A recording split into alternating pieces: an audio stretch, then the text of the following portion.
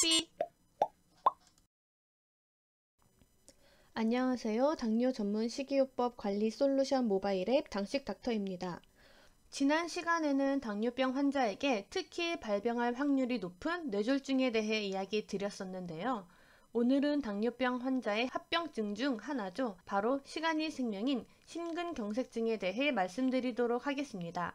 과연 심근경색증은 어떤 질환인지, 그리고 원인과 예방법, 발생 시의 응급처치 방법에 대해 말씀드리도록 하겠습니다. 심근경색증이란 심장 근육에 혈액을 공급하는 혈관인 관상동맥이 혈전에 의해 갑자기 막혀서 심장 근육이 죽어 사망에까지 이르는 질환을 의미합니다. 심장 근육은 심장 표면에 위치한 관상동맥이라는 세 개의 주요 혈관들로부터 산소와 영양소를 공급받는데, 일반적으로 동맥경화증이 심해져 관상동맥 협착이 진행되고 이로 인해 심장 근육에 혈류 공급 장애가 생기는 것을 관상동맥 질환이라고 지칭합니다. 이러한 관상동맥이 협착된 후에 심장 근육으로 혈액이 충분하게 공급되지 않으면 단시간 안에 혈류가 다시 흐르며 심장 근육이 죽지 않고 회복하게 되는데, 이 경우를 협심증이라고 합니다. 하지만 결국 혈류가 개통되지 않아 그 부위의 심장 근육이 죽는 것을 심근경색이라 하는 것이죠.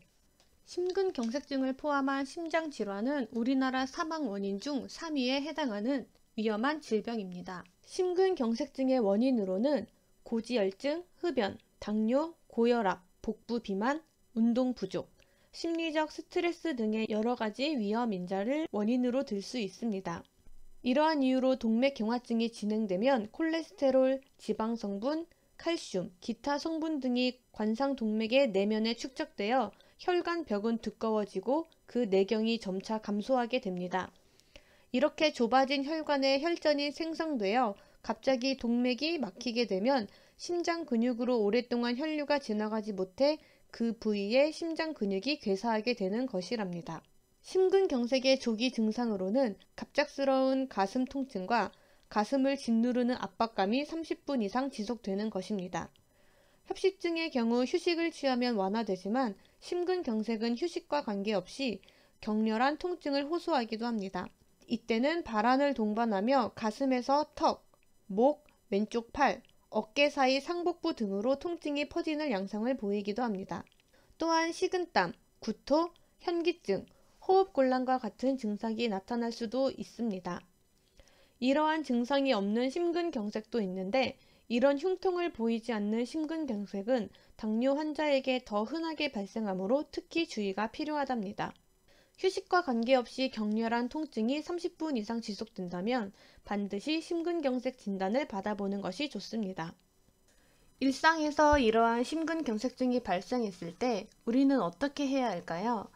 심근경색증이 발생했을 경우 지체 없이 119의 도움을 요청하셔야 하며 가장 가깝고 큰 병원 응급실로 가는 것이 가장 중요합니다.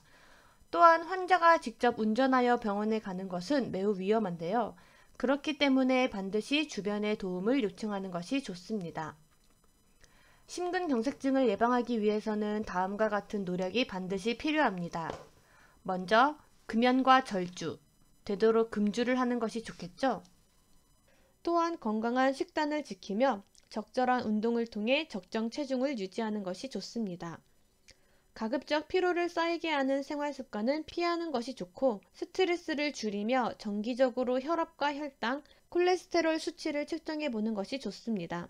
그리고 고혈압과 당뇨병, 이상 지질혈증이 있는 경우 치료를 해야 심근경색증을 예방할 수 있습니다. 또한 만일을 대비해 응급 증상을 숙지해 두고 응급 상황이 발생하면 즉시 병원에 가는 것이 심근경색증을 예방할 수 있는 방법입니다. 오늘 이렇게 심근경색증의 증상을 보이고 발생 시의 응급처치 방법, 그리고 예방법에 대해 말씀드렸는데요. 심근경색증은 시간이 생명인 질환입니다. 그렇기 때문에 증상에 대해 가볍게 여기지 말고 항시 의심하고 발생 시에는 119로 바로 신고하여 응급실로 최대한 빨리 가는 것이 중요하다는 점 기억해 주시면 감사하겠습니다. 다음 시간에는 임신성 당뇨병을 진단하는 방법과 그 기준에 대해 말씀드리도록 하겠습니다. 당뇨 관련하여 궁금한 사항은 아래 댓글에 남겨주세요. 오늘도 시청해 주셔서 감사합니다.